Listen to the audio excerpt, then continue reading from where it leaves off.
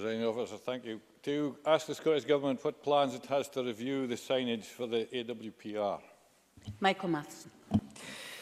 Significant consultation was undertaken prior to designing the signage for this project. This resulted in a strategy which was agreed with local authorities during the design development stage.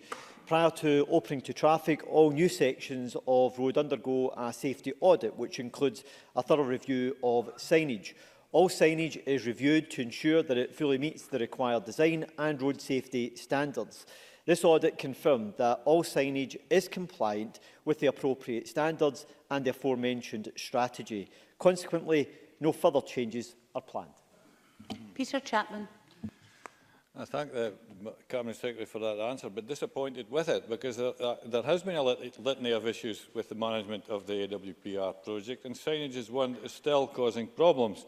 And I can give you, the Cabinet Secretary, 3 specific examples of where they fall down. Signs at the start of the AWPR at the Stonehaven end do not include major North East towns like Fraserburgh and Peterhead. As a result, I have been contacted by local businesses in these areas as drivers heading to these towns who do not know the area, do not take the AWPR and end up going through Aberdeen as a result. Secondly, the signage still does not show that tractors are banned, causing confusion and disruption to the local farming community. And thirdly, local businesses on the old routes have had their own signage removed because Transport Scotland does not allow it, but refuses to work with them to find a compromise. So it is clear the signage is not up to scratch. So I would ask the Cabinet Secretary to commit to working with North East councils and communities and conduct a further review of it. Excuse me, I'll decide when a question is taken too long. Would you like to finish, please, Mr Chapman, in silence? Thank you, Cabinet Secretary. It is clear the signage is not up to scratch. Will the Cabinet Secretary commit to working with North East councils and communities and conduct a review of it? Can we have a short answer, please, Cabinet Secretary? There was a delay in the completion of this road. However, it took some 65 years for this government to actually make sure that it was delivered for the North East of Scotland. What I can say to the member is that he is incorrect, because the audit of the standards of the signage are correct. And the strategy for the signs were actually agreed with the local authorities.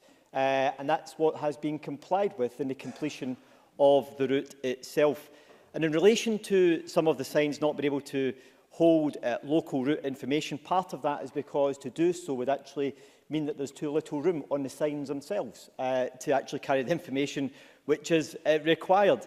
And I know that the member has raised the issue of tractors being allowed on this road on a number of occasions, but the orders to designate this road a special road were issued back in 2010.